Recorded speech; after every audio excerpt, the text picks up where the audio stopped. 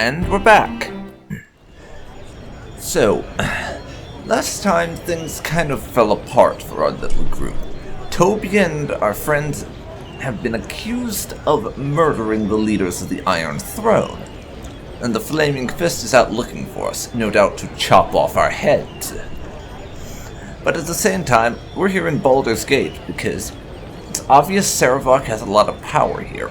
At the same time, the city is where everything, all his power is based.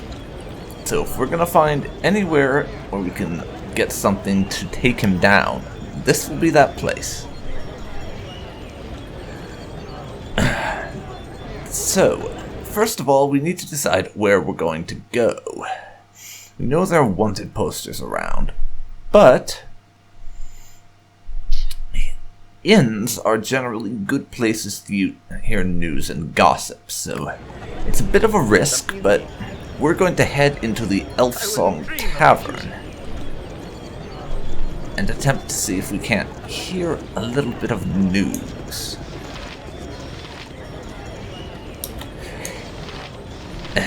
And get a bit more information about what's going on, because our intel is more than a little limited at the moment, I'm afraid. Oh, yes.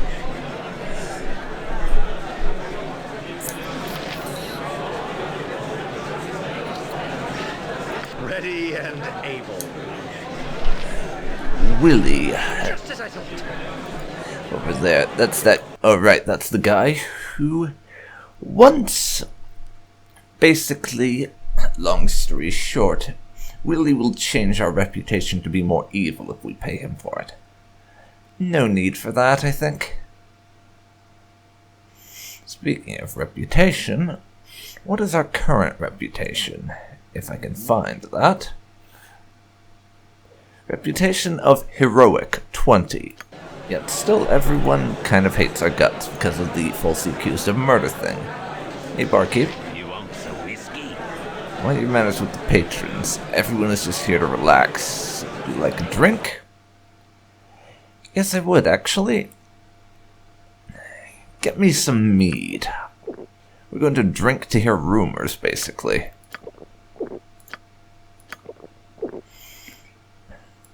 And here we have it.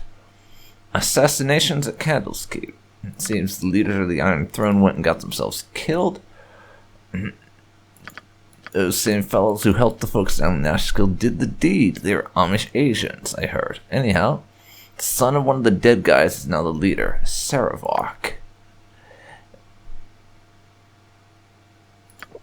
Any other rumors? Everyone seems to be dropping dead these days. First, Antar Silvershield dies, and then Eltan gets sick, and now Scar's dead. Wow. So Antar Silvershield is dead, and Duke Eltan is ill. Probably poison, actually. I got some cheap beer. Toby's kind of exhausted at the moment, though, so I think we're gonna lay up in a room for now. Tonight you sleep hunted by all, and wake in a dream hunted by one. Tonight you are the monster everyone claims you are. The kobold scorned like a rodent. The ogre that children fear comes in the night. The mobs and their torches now come for you, counting you among the creatures you once did hunt. Or so someone would have you believe. Once again you hear the voice, a voice that now makes no secret of its origins. It speaks of destiny and nature, and of evils bred in the bone. It says you will never be free of the mob, that they will hunt you for what you are. Murder and death run through your heart, and accepting that will supposedly give you power. The essence of Baal within you cannot be ignored. But you have not ignored it. You realize that from the first you have fought the very blood in your veins, fought dagger and claw for each victory, and ultimately you have triumphed. With righteous will, you have turned the dark forces within you to good purpose. Whatever the foundation of your being, you have remade yourself in your own image. Amidst threats it does not yet know are empty, The voice tries to play upon your doubts, but finds none. As you stare unwavering, the presence grows weaker and weaker. As it fades from your mind, one warning does stand out amidst the din. It speaks of others that will listen where you have not, others that will embrace what you have rejected, and others that will be your death. This describes but one man, and you know of no other it could be. He who orchestrated your fall, deceived your comrades, and deserves all that your justice shall meet upon him. Sarevok. He is a debt that must be paid to the whole of the Sword Coast.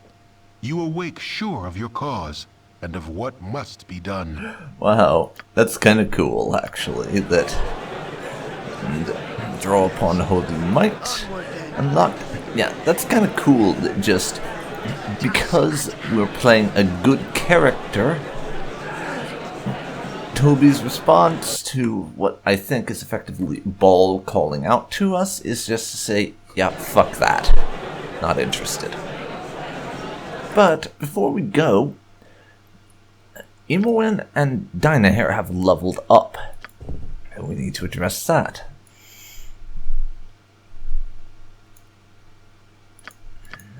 We now have one level 5 spell, and some other increases. She is now a level 9 mage, so we're going to have at least a few level 9 characters by the time we hit Baldur's Gate 2. Dynahair gets 2 level 5 spells.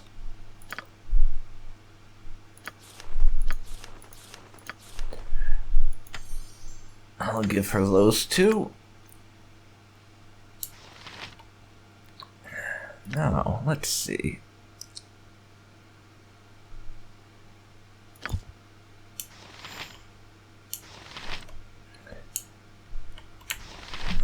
I think we're going for the next level of monster summoning with Imoen. But now, I want to have access to these spells, but this isn't really the time to rest since we've just rested. So back onto the streets. And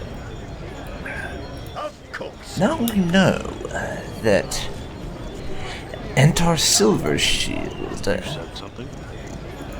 and Duke Eltan got ganked.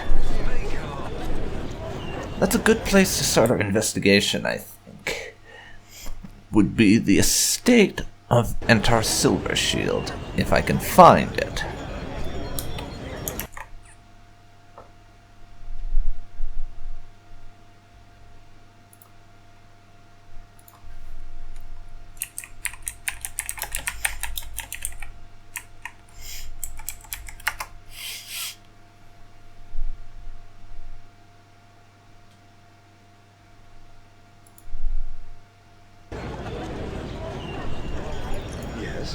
So now, I wouldn't dream of refusing.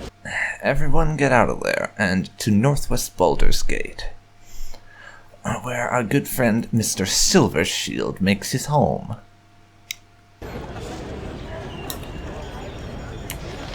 We're going to see what we can do. Who's this now? Hey, friend. Good to meet a fine son. The question of declaring war on Alm is being put before the Duke's Council. Well, that's not good. Already, I fear we would be late to avert this catastrophe. Yes, what do you think their decision will be? That's what I want to know. The Dukes are too set in their ways, too comfortable there. This is all part of their cat-and-mouse game with Alm to negotiate a better deal on the iron trade. Still, the suggestion of war has only been, until now, a suggestion, not an eventuality brought to the table to be considered. Yes, that is rather disturbing, I do agree.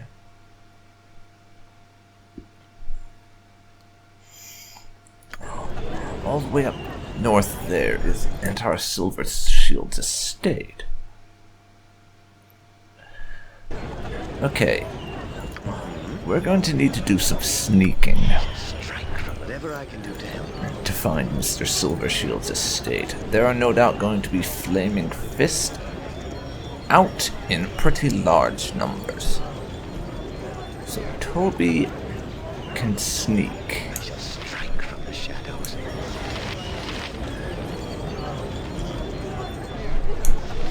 Oh, I see. Apparently there aren't any, but I still want to have Toby deal with this independently, if possible. Sugar, who are you? This person has a name, so that would indicate to me they're important. Hey, sexy. Do you want to take a look at Hey, me? Toby. Lovely night, ain't it? It's not night, it's the middle of the day.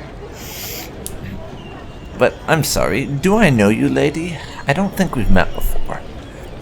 Well, I know you, I do. You worked for Scar. Aye, he's dead, he is. Scar's dead? How is that possible? What happened? Tell me now. I never saw it myself, but there's a man in the Blushing Mermaid who saw it all and charges 10 gold pieces for the tale he does.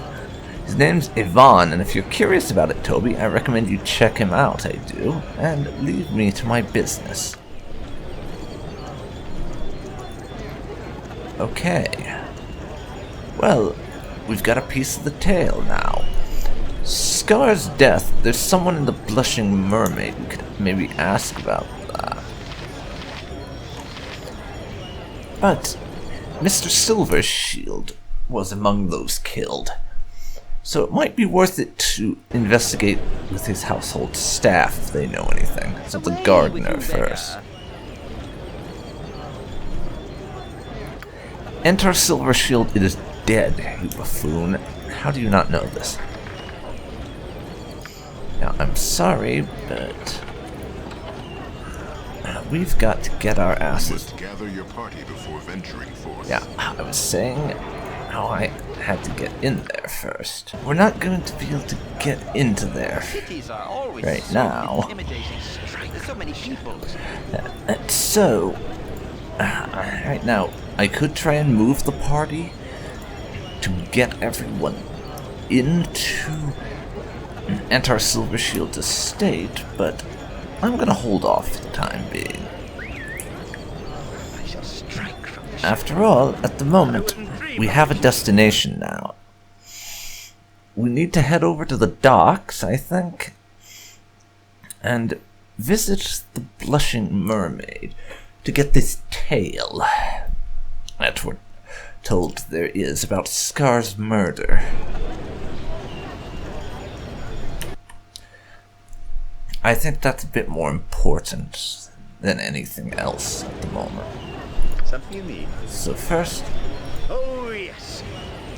Toby is still concealed in the shadows.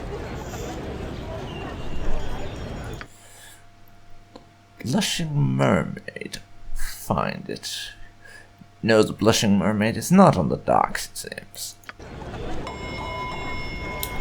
That was my mistake.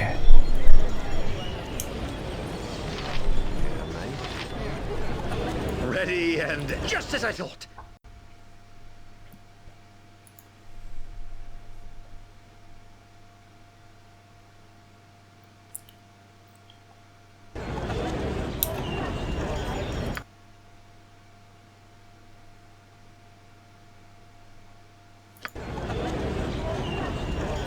Onward then.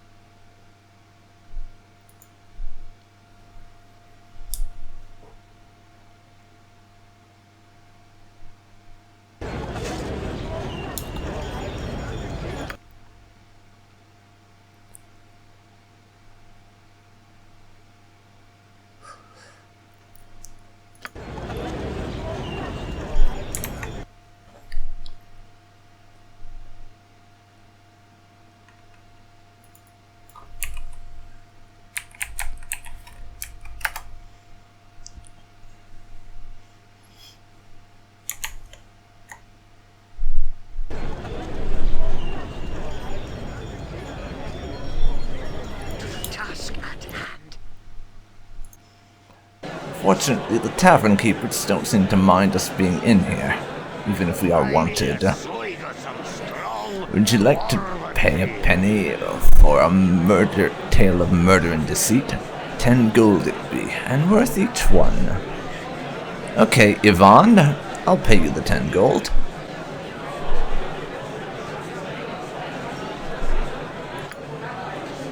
This tale'll be something special.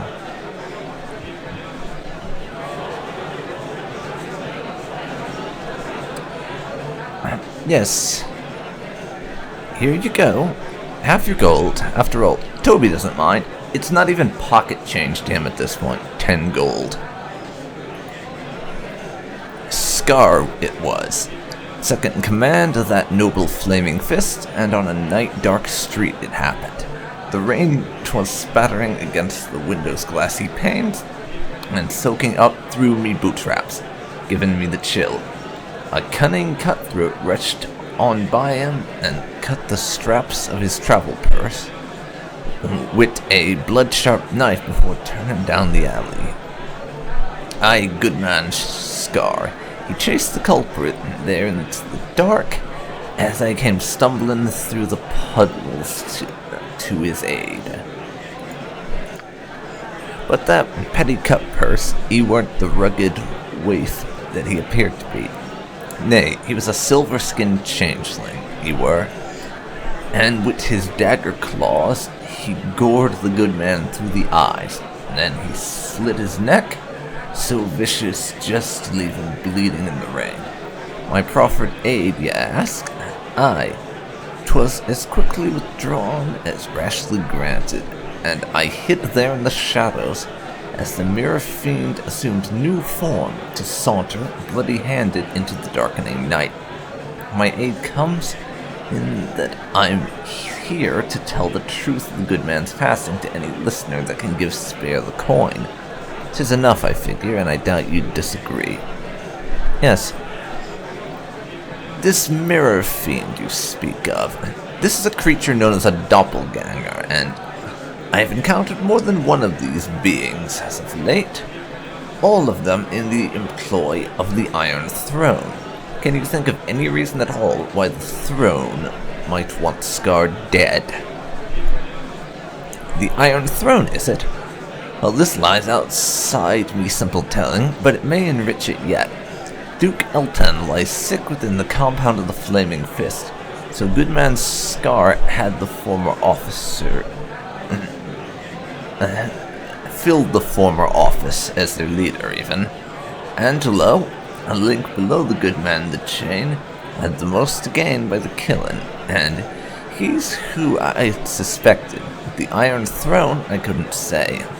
If you think there be some truth to it, you should investigate either the compound of the Fist or the Tower of the Throne, for therein would lie your answers. Interesting indeed. So we have some answers now to something of what's going on. The Iron Throne had Scar killed.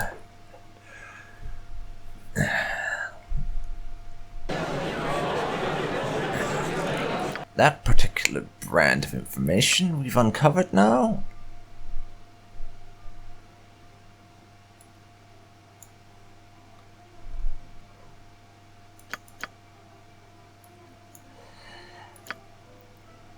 And with that done, I think we want to continue with our check places out business.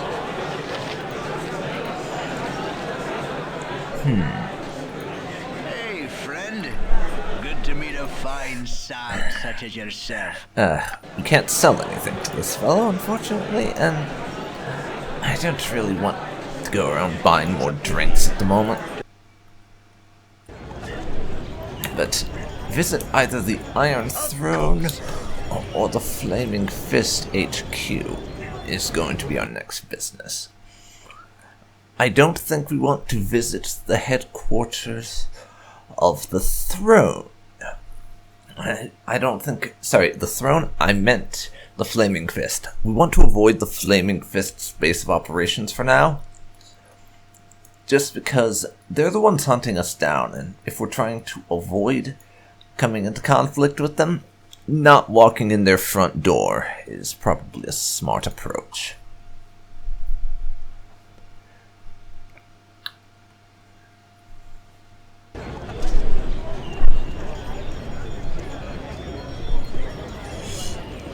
Ready and... For now, Toby needs to hide in the I wouldn't shadows. dream of refusing. If you can figure out how to do that in broad daylight. We've done so before, fortunately, so we're not new to the concept. I'm gonna check over there by the Sorcerer's Sundry. I think I want to see... I'm just kind of checking out the big buildings, basically, and seeing if there's anything important around. But I have to wait and hide in shadows again every time Toby leaves it. Because I don't want to get caught and taken off to jail or something, seeing as we're likely to be executed for that. Strike from the shadow. There.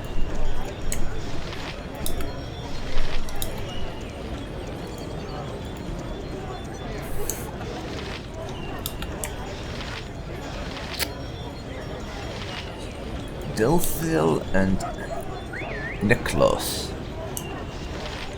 Tomoko. There's plenty of interesting people around here. Well, when I say interesting, at the moment that just means they have names. Which means they probably have some narrative importance in some aspects, if the developers took the time to give them names. So we're gonna take the time to speak to all of them. Tomoko here, you get to be first. I must talk to you in private.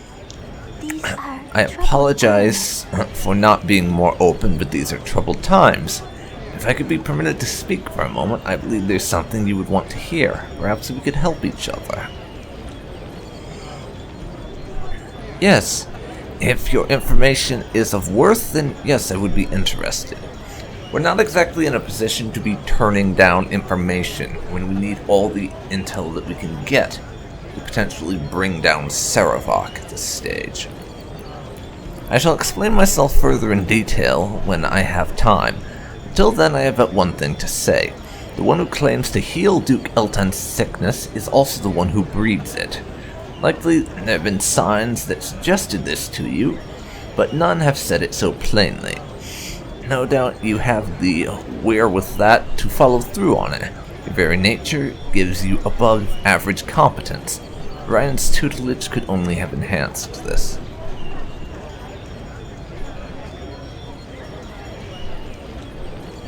Yes, don't speak that name. I'll not have you sully the memory of the only family I have known. But that was not the family that knew you and knows you now. I think you feel the pull. I think you strain against it still. Again you see that I know much of you. That's more than you know yourself. There are three things that are strength incarnate. There is love of life, there is fear of death, and there is family. Family that loves death would have a strong pull indeed. Can you feel it? Can you feel him? He hates you, you know? Who hates me? Now, I, as a player, I'm fairly certain she was talking about Sarevok, but Toby isn't quite sure why Sarevok would hate him. In Toby's opinion, he's not done anything against Sarevok personally. He's acted against the Iron Throne, but not against Sarevok, and in regards to this whole sort of situation, Toby is still a little bit ignorant as to why that would cause someone to hate him. What have you done? You exist, and chaos will be sown. That is the way it was intended, though I hope to change it. I must go, and you must go to Duke Eltan. Protect him from his own healer. I will wait near the Flaming Fist headquarters. We shall speak again, and I shall have something to ask of you. More information. That was interesting, though Toby's not too impressed with this lady, honestly. Delphia? Hello there. Wait, I must speak with you. It's of the utmost importance. Will you wait and listen? Alright. Might as well make it a round conversationalist. This episode, I guess? What do you want? Good then. I am Delphia. I represent those who harp. I have been seeking you out for many weeks now. Just recently I discovered that you had left the city for some time. Things have changed since you were gone. I can tell you everything you need to know.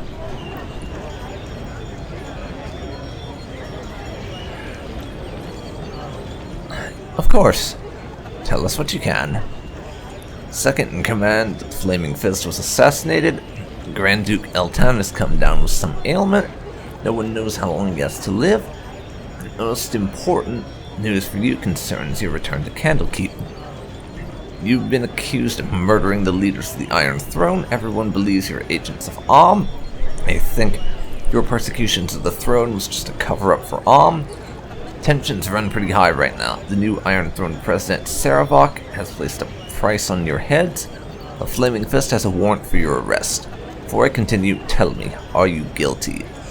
No, we are not. We were framed, and moreover, we walked away from the guys that we were told had been killed, and left them very obviously alive, as any number of people in that building should have been able to tell them.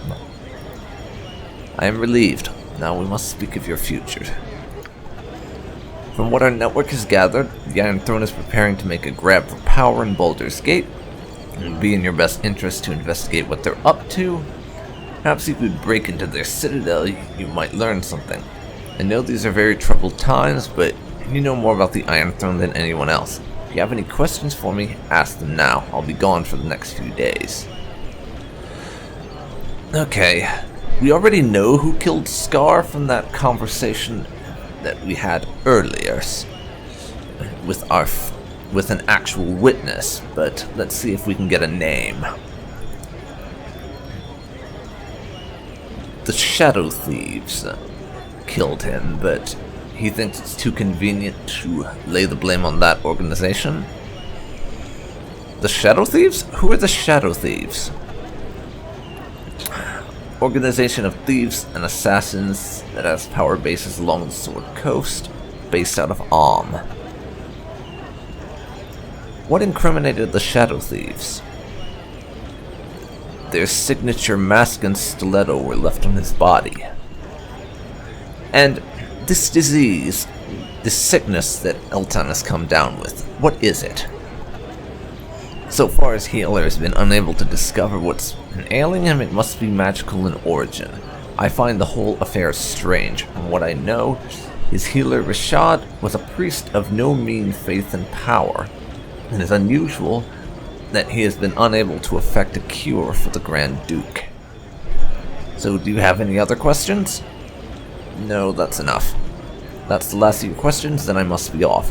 If you must see me again, I'll be at the Three Old Kegs Inn. Well, I don't think we'll be seeing him again, because I'm not seeing anything that would indicate he has additional useful information. Well, now, we're going to be heading into the Iron Throne base, and see what's going on here.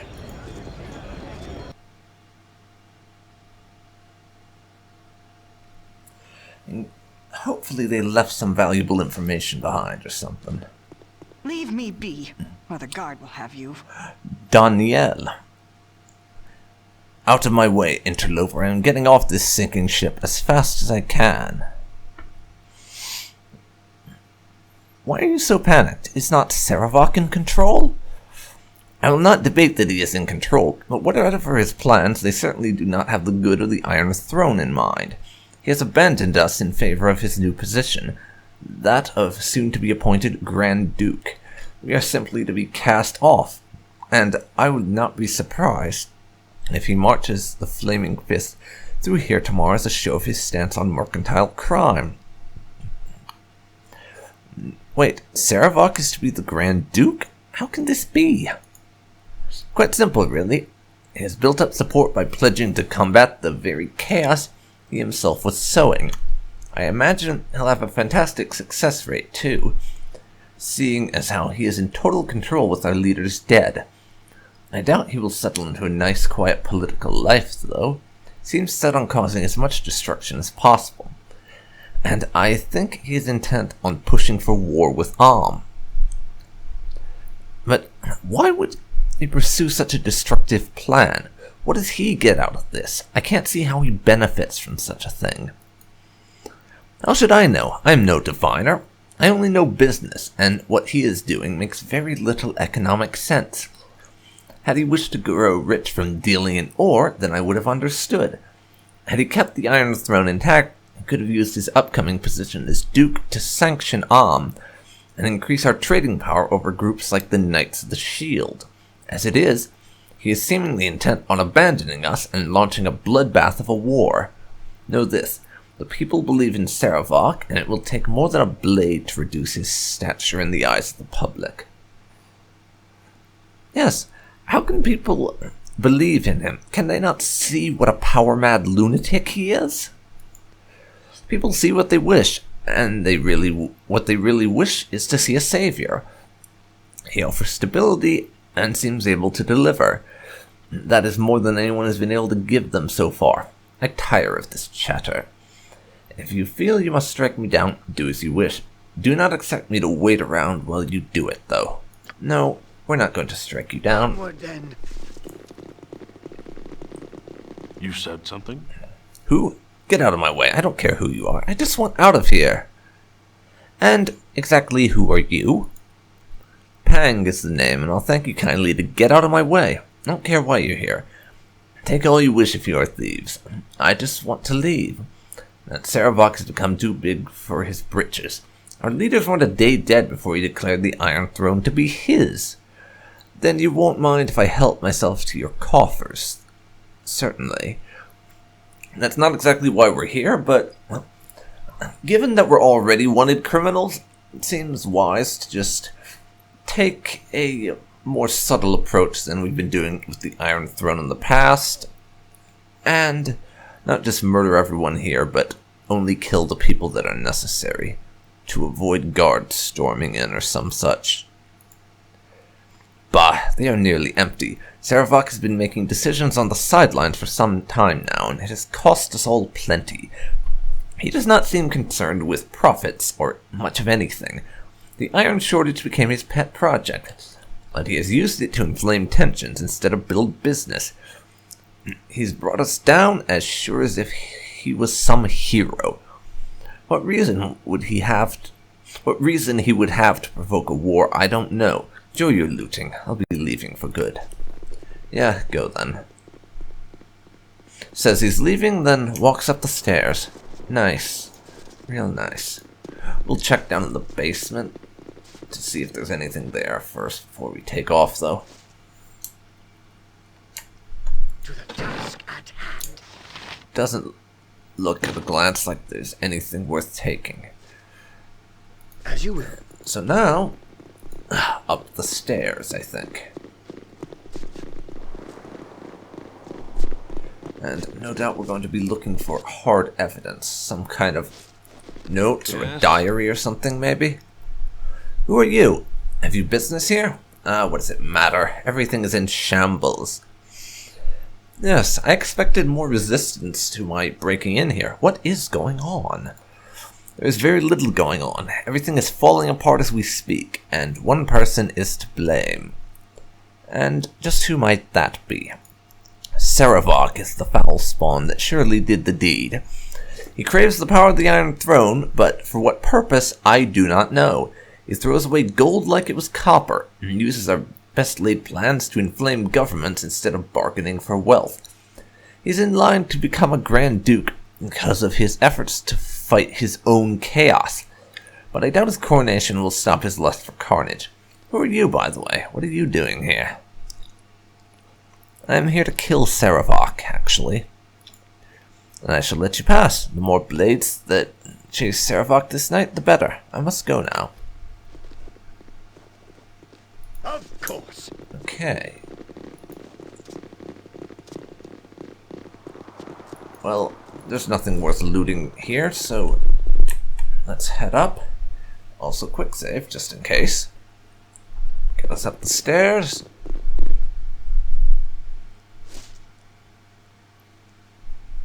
I wouldn't dream of refusing.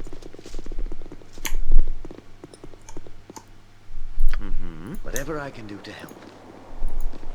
Well, let's head into here and just see if there's anything worth taking for my own.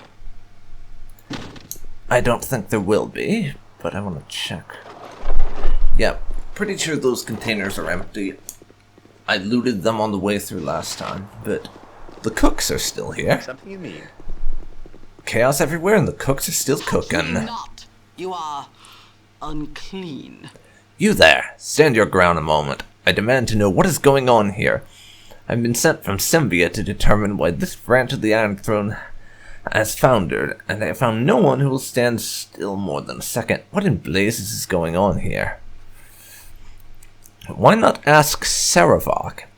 He seems to be the one in control here now, after all. Sarevok, that upstart.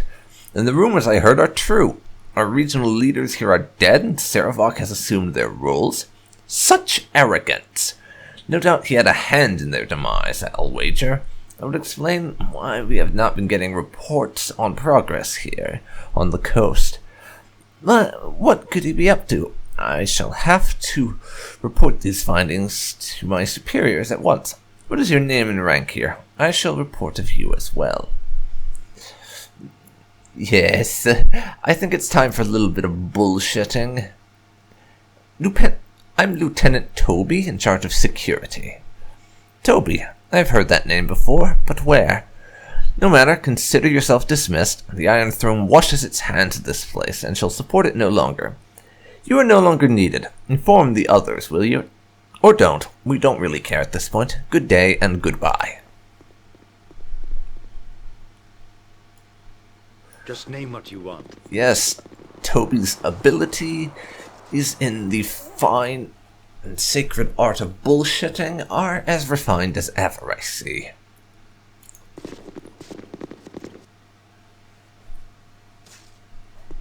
No time to chit-chat. Why, hello, Toby. I suppose we should have expected your coming here. Bit of unfortunate business in Candlekeep, eh? What? Yeah, what do you know of what happened there? I know that you were the unwitting dupe of Sarevok, as were we, and seeing that he sacrificed our leaders just to discredit you, knowing that you were perhaps the only ones that stood in his way. Of course, he also became the leader of the Iron Throne itself, but he seems quite beyond needing us now. Such disrespect to throw us away as he did. It hardly matters now what was the coronation imminent. I'm sure the ducal palace will never quite be the same. I must go. Pleasure chatting with you. Ready and able. Of course. Alright, now Toby can check out what's in here. Just see if any of these books are of any importance to us. Looks like it's all just multiple copies of the same book, actually.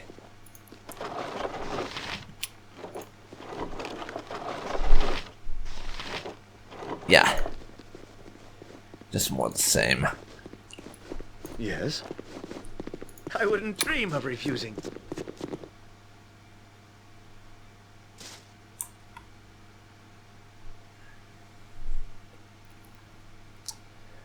It's the same sort of book everywhere. So we're on the top floor.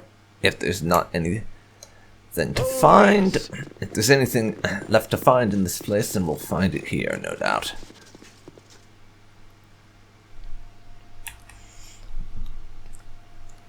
So I'll drop a quick save. Just as I thought. Best you make peace with your demons before I send you to meet them. So you've come back. If you were smart, Toby, you would have left well enough alone. I don't know how you escaped my lord's trap at Candlekeep, but you won't be getting any further than here. Why did you come back here? I would have thought you'd go after Sarevok directly. Yeah, a little birdie told us this would be the place to go. Who told you to come here? Who betrayed my lord? It was Tomoko, wasn't it? I always knew her to be a traitorous whore. Well, it matters little if she did or not. All that matters is that you will die. Me will crush you to goo. And he's sending in his friends, apparently. So For goodness! Can I, if none are better? Nature's servant let's for get the on it, shall You're we? a queer. This one, my blade will cut you down to size. Me will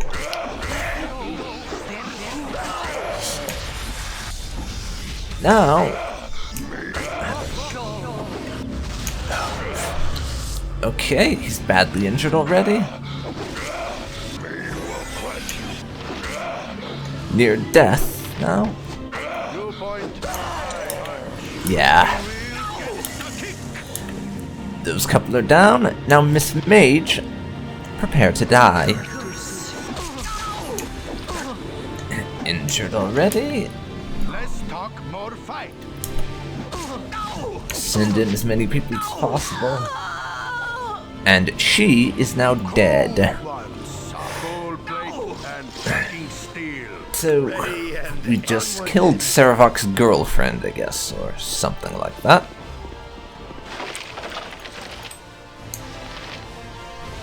So, time to loot.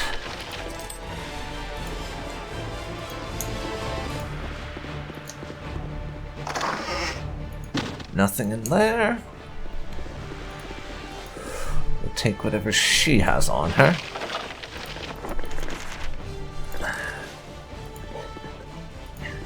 And then have a little peek in the rooms. Doesn't look like these rooms are going to contain anything that we didn't loot the last time we were here, though.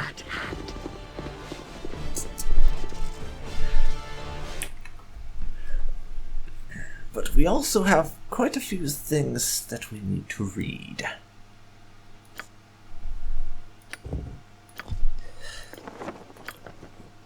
Give the magic items over to Imoen and see if she can't identify them.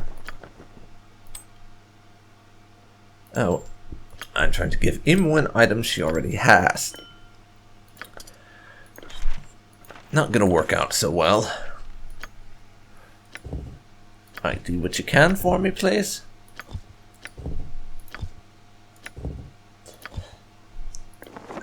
And that's plenty of things. They'll just get sold once I can find my way to a merchant at long last, without the flaming fist trying to slice me open or whatever. But we have a couple of these to read. Sarevok, I have received your letter, and am quite overjoyed by your proposition. I have told my wife, and she is as excited as I am. I accept your mission, and think that your payment is very adequate. This will be our greatest feat yet, to kill 3 Grand Dukes in Baldur's Gate. We will be arriving in Baldur's Gate within a week, and should be taking up our usual residence at the Undercellar. If you wish to contact us, you will find us there. Use the access points through the sewers. Joyfully yours, Slythe. Slythe. This is going to be the guy who killed Entar Silvershield, isn't it? If he talks about killing 3 Grand Dukes, that'll be who he is. Sarevok, I must say that our victim was not the challenge that my wife and I had expected. The foppish idiot only had the most token of defense. However, I can assure you that Entar screamed quite deliciously all the way to the end. I hope that this next mission is much more difficult. From what you have told me, it would seem to be. Assassinating 2 Grand Dukes in their own palace, while they harangue the high nobles of Baldur's Gate, no less. I can't wait. You still know where to find us. You should come down and enjoy the pleasures of the Undercellar for yourself. But if I know you, that'll never happen. Your obedient servant, Slythe. We'll shove those in the bag of holding. And now we have one last item. Sarevok's diary.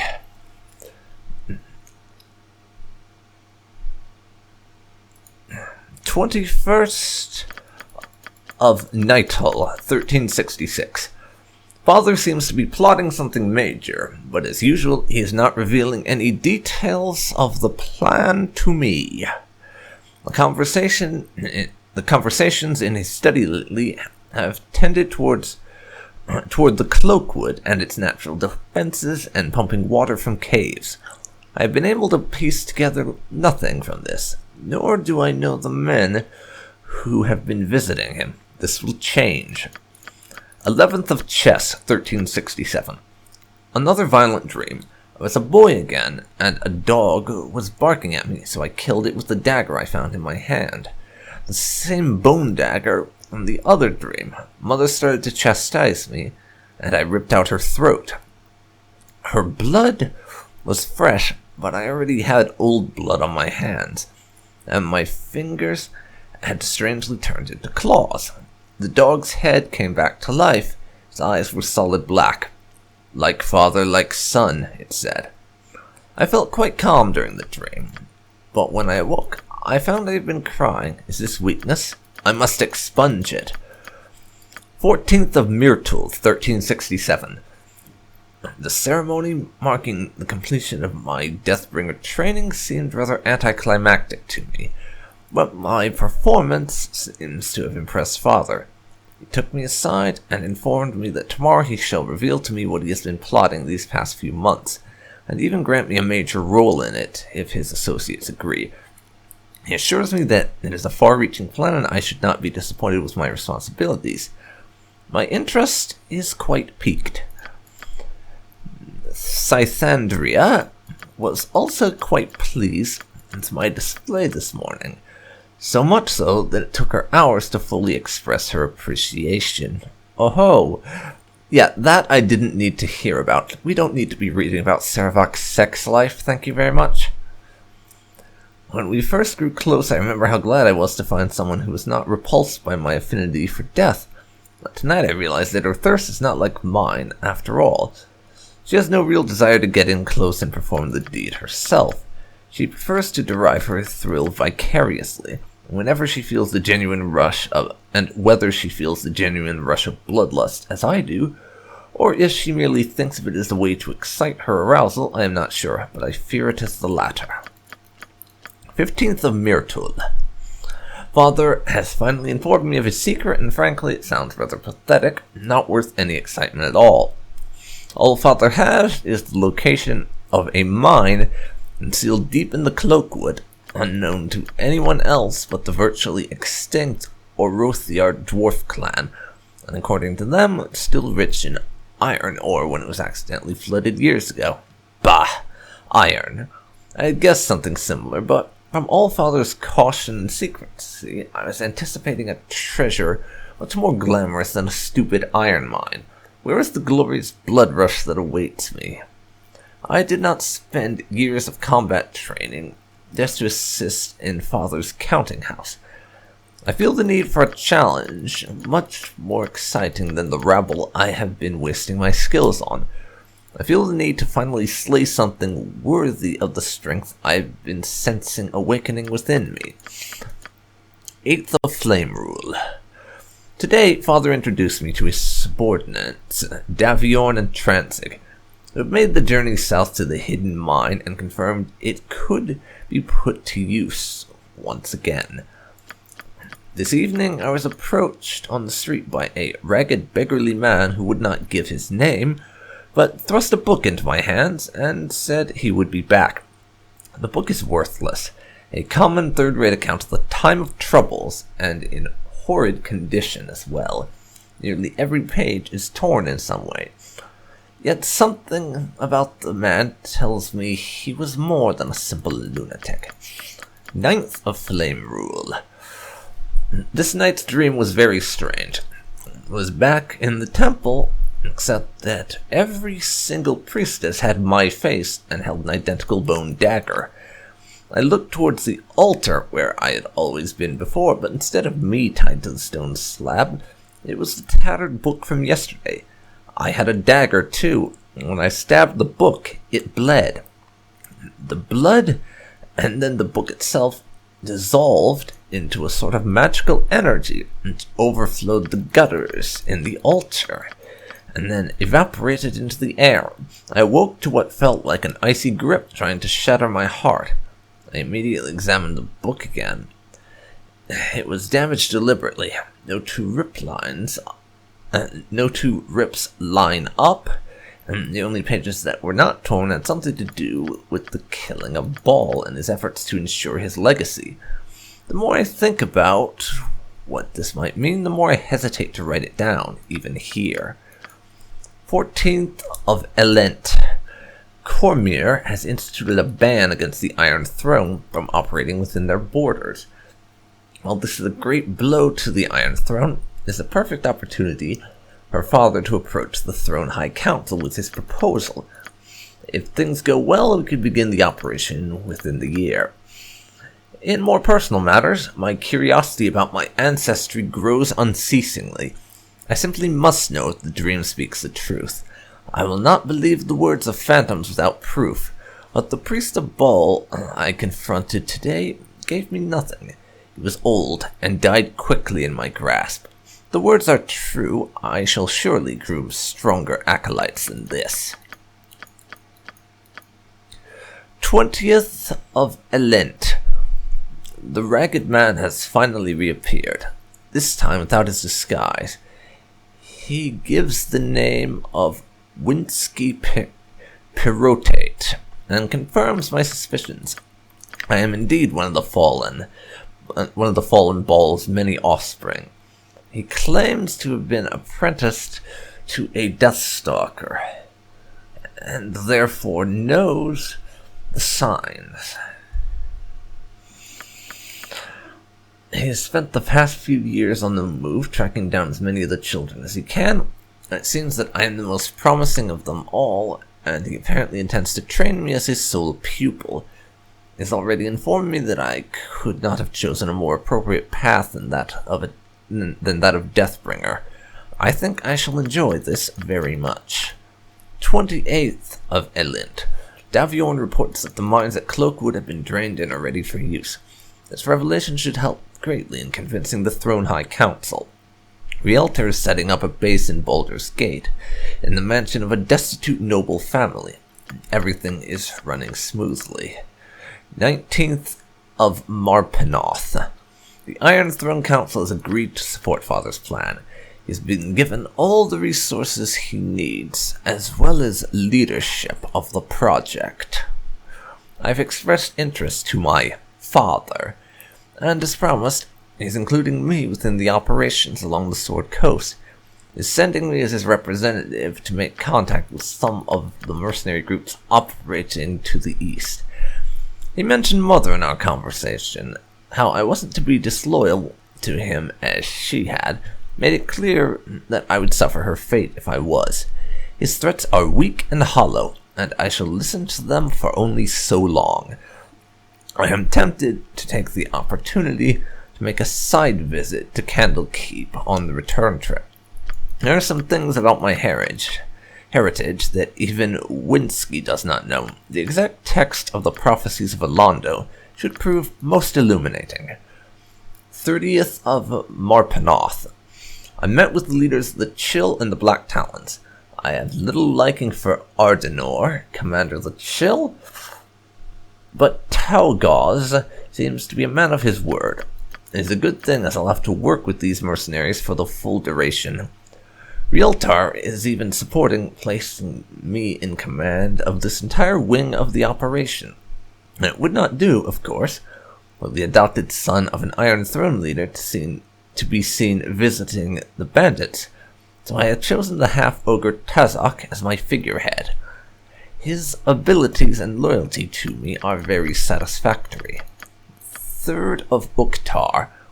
A new dream this night. Mother was talking to me, but as she did, her face became bloated and discolored.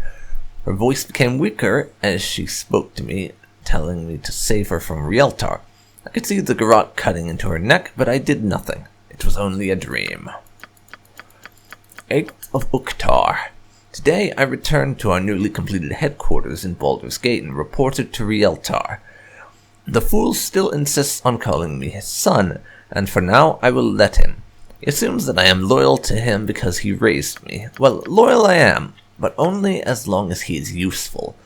He has indeed placed me in full command of the mercenary operations, while he supervises the doppelganger intrigues, and Daviorn oversees the mining angle. The demonstration of the mineral poison was most impressive. 9th of Uktar.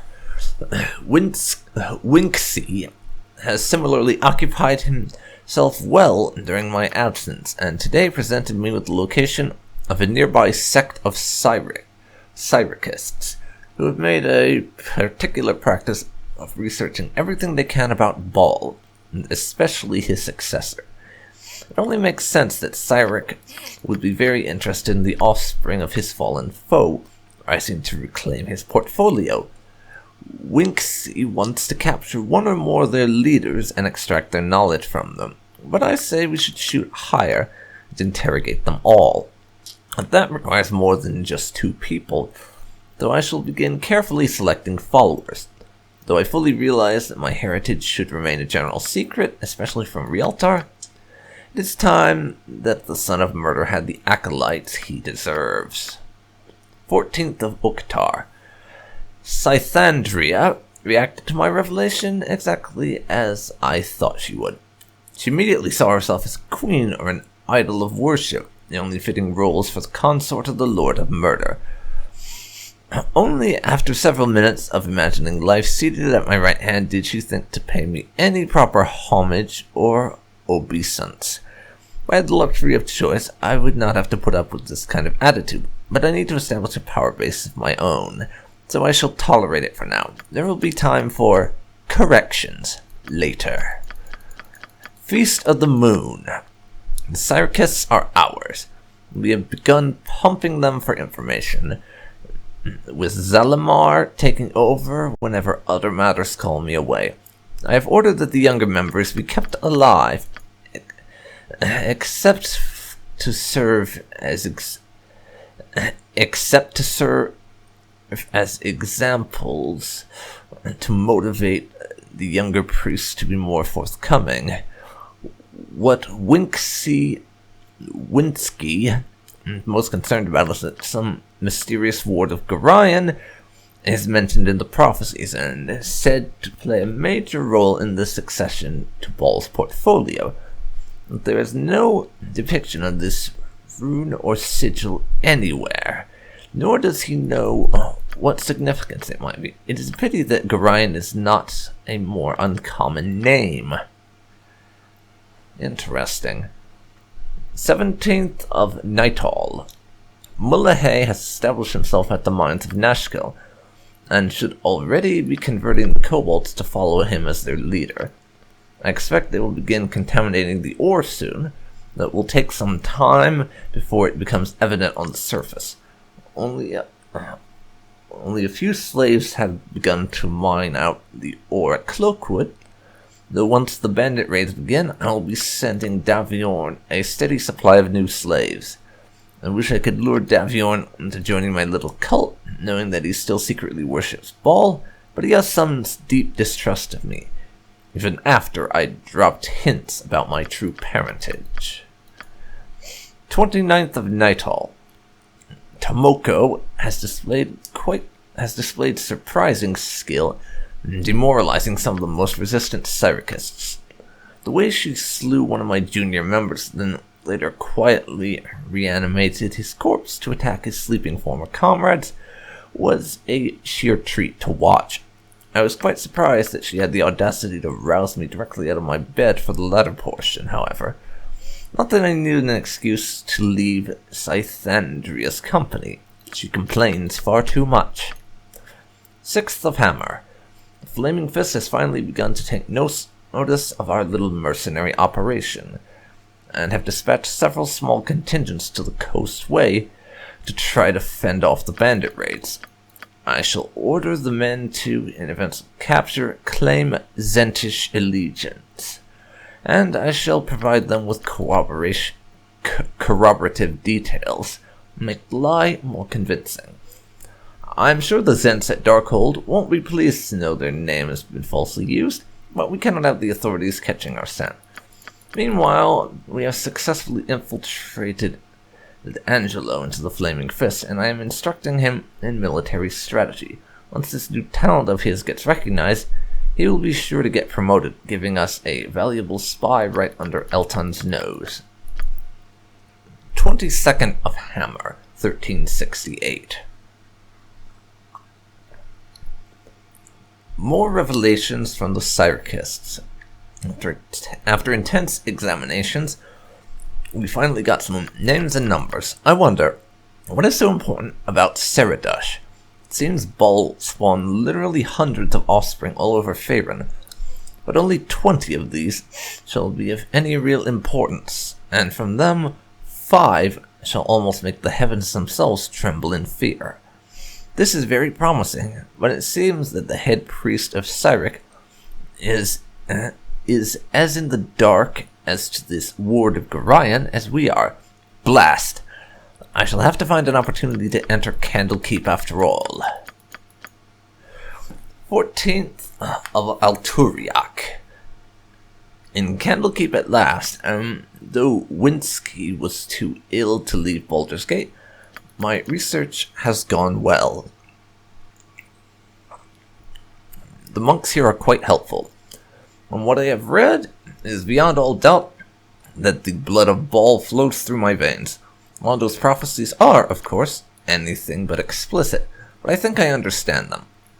Ball's children bear the marks of chaos, have power with no direction, shall feel the blood of a god within them, and shall be driven to cause death and destruction, especially among each other.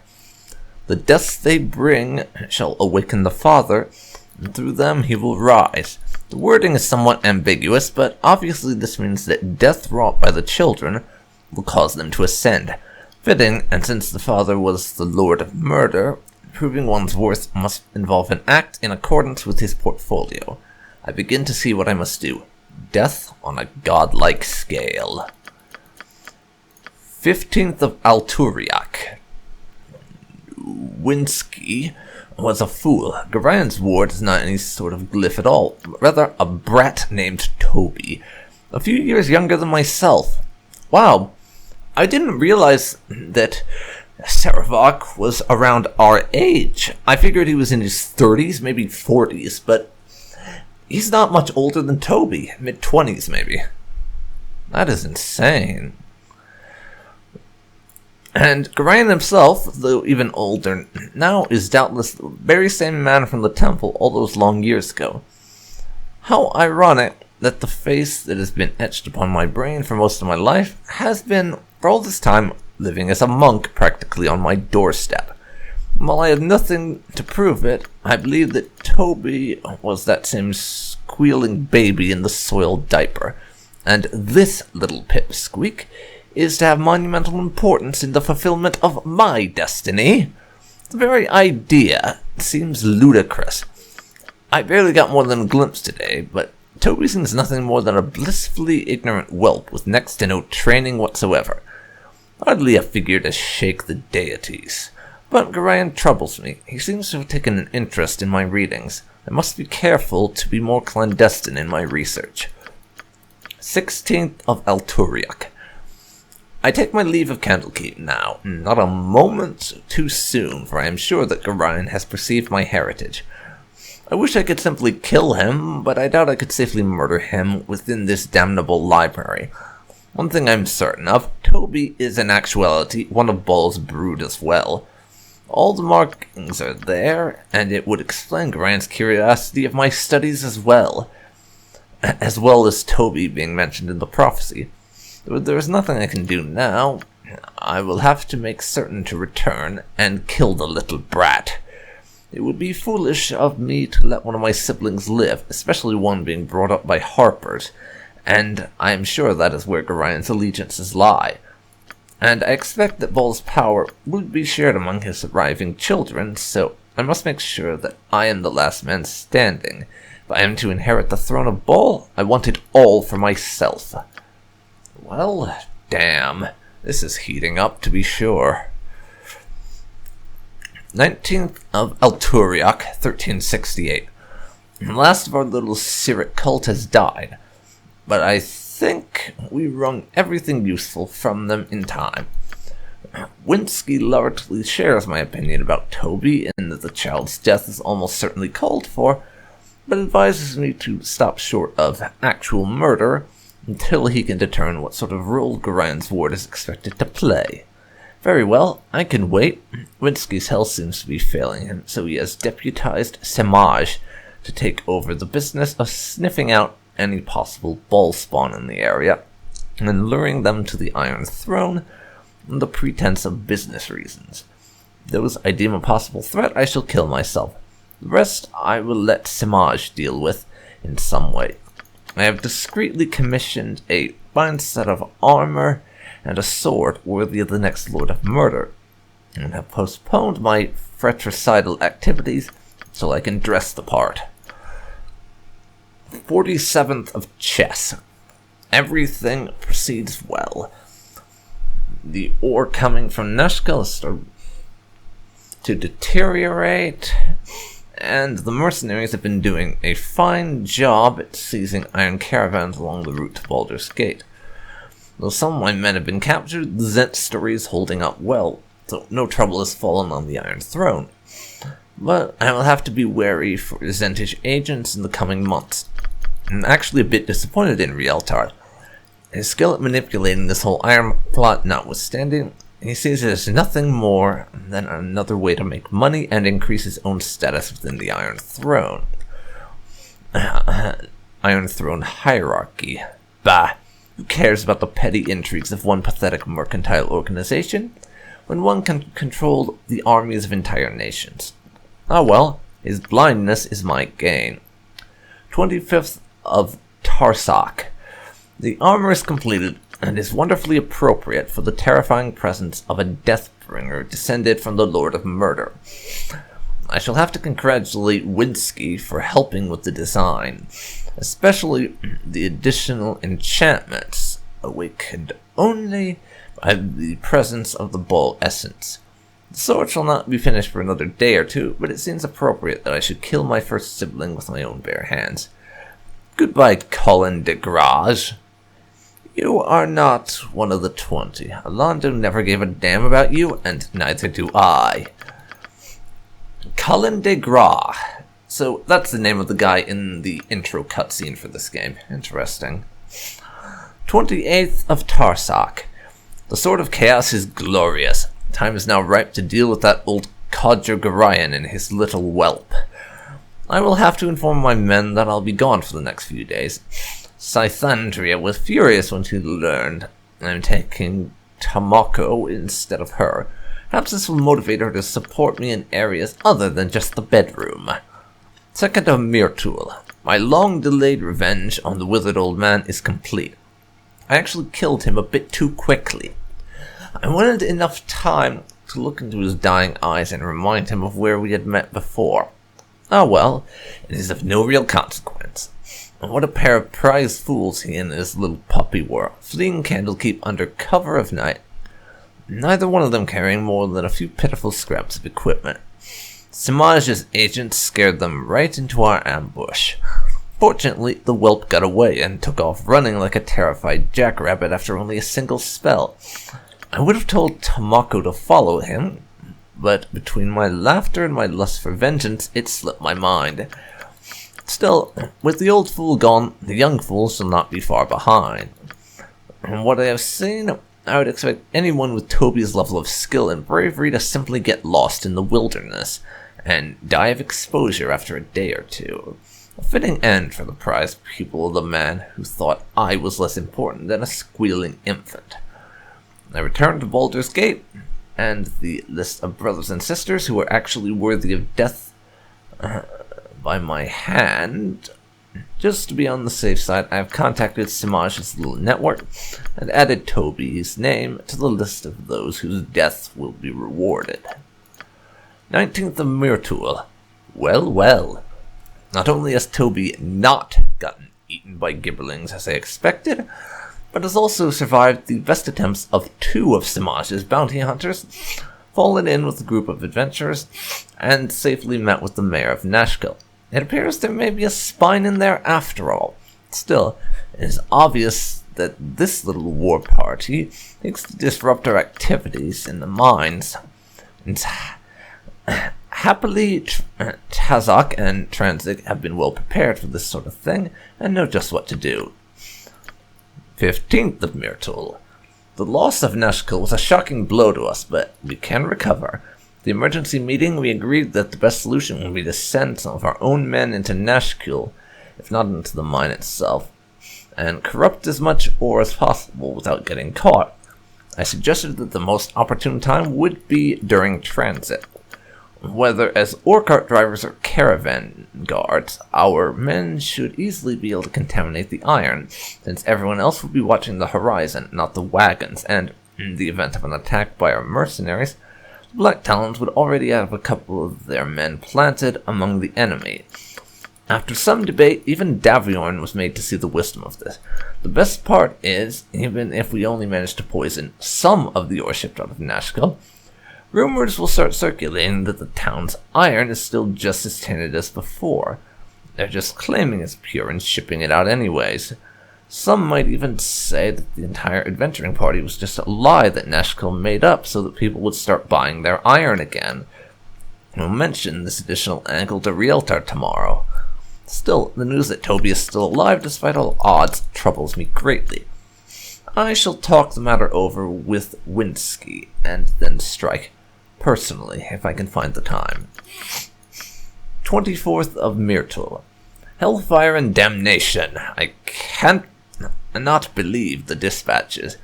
There's no denying them. With Tazok's camp destroyed, I shall have to establish a roaming base of operations and supervise it myself.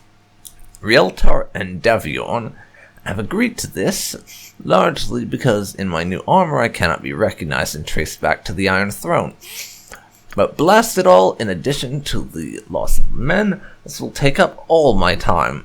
I shall even have to recall most of the death squads that I had ordered to seek out and ambush Toby and company. The situation looks dire. Toby already knows far too much. At least their next move is predictable. Daviorn and a crew handpicked by Rieltar have already left to personally guard the mines. So let Toby's little band follow the trail of clues if they wish. Just let them try to struggle through the cloakwood, and may they all perish in the attempt. Myself, I care little whether they find the mine or not. The men there belong to Daviorn and Rieltar, not me. I must use this time to recollect the scattered mercenaries into something useful once again. 9th of Kythorn. Back in Baldur's Gate, briefly for the emergency meeting I've been expecting. The news from the Cloakwood has predictably driven Rieltar half mad with worry. I admit that things have not gone anything like the way we planned, but I think we can still turn this to our advantage. For one thing, I strongly doubt that Toby was able to carry more than 100 tons of iron ore out of the Cloakwood. That's still there, waiting for our barges to come pick it up, just as arranged. The trick will be manipulating the public opinion. I must find some way to place the blame for the iron crisis squarely on Toby's shoulders, as I cannot make my break with the Iron Throne until the fruit is fully ripe. At least Toby's next move is obvious. Here to Baldur's Gate to accuse the Iron Throne. Would that I could slay them in the streets. But we must not cause an uproar, and I am needed back at the camp in any case. I have prepared Zalamar and his handpicked crew to stand guard in my stead and wait for Toby's next move and last blundering step against me. 12th of Kythorn. Toby has finally entered Baldur's Gate and has gotten very friendly with Scar, but has not yet made any direct move against the Iron Throne. On the tone of his letter, Rieltar is on the verge of panic, expecting assassins to emerge from his bedclothes at any moment. He urges me to come to the city at once, mentioning something about wanting me to be present in an important meeting in a secure location. Something tells me the coward is scraping for any excuse to stay out of Toby's reach. Happily, Tazok is now fully recovered and back to fighting strength, so he can resume his former duties, while I return to the city to get things under control. 14th of Kythorn. I've long known of Rieltar's more pacifist tendencies, but I would never have expected him to actually arrange a meeting with the Knights of the Shield to prevent a war that should be very profitable to him. No one would accuse my mortal father of being a charming man, but he can certainly be oily when he needs to, so I must intervene. Secrecy and deception are crucial now. If the wheel of fate is to spin freely under my hand, I must be very cunning. I have therefore informed Rieltar that Toby's little mercenary band has been dispatched and neatly replaced by a doppelganger crew as arranged. Therefore, when they suddenly burst into the meeting, his panicky reactions all but assure a bloody outcome. But too much is at stake to leave anything to chance. The doppelgangers and I must be present as well, though heavily disguised. I shall ask my acolytes to prepare something suitable. Happily, the sect of Cyric has some old texts which will almost certainly satisfy the entry requirements into Candlekeep, and Winsky and Sema have already copied down anything of relevance. 19th of Kythorn. Barely enough time to write, but I must not neglect my journals so. The future dead must know of how the Lord of Murder again came to them. Perhaps I shall hire a scribe when time allows. As it turns out, I did not even need to maneuver one of the Syricus books into Toby's hands, as Duke Eltan was more than happy to give my little scapegoat one of his own texts. As moments ago I saw Toby enter the walls of Candlekeep, and I expect a little drama to commence here any minute. My self-styled father, Rieltar, is upstairs with 2 representatives of the Knights of the Shield. As foreseen, he has been blocking all my attempts to escalate border hostilities. Terribly sorry, father. But my true parentage calls, and you are in my way. On the off chance that the upcoming encounter does not immediately produce bloodshed, I shall be sure to instruct the doppelgangers in the exact manner Rieltar should die. I think a garrote would be perfect for the task. Oh, so that's what happened. That's why everyone thought we were guilty. He had a doppelganger imitate us. God damn it. That explains so much. It really does. Because as far as everyone else was concerned, we had killed those guys. 21st of Kythorn. On top of the world, with Baldur, Rieltar, and Bruno slain, Toby in custody for their murders, and the entire assets of the Iron Throne at my disposal, the entire city is practically at my feet, and everything is working out as Alando said it would. I've announced my intention to donate everything to the war effort, and now that Silver Shield is out of the way, the rumors of elevating me to Grand Duke are beginning to catch on among the populace. The only blight on the day is the news that the message I sent to Zalamar did not reach him in time, robbing me of 6 of my best and brightest.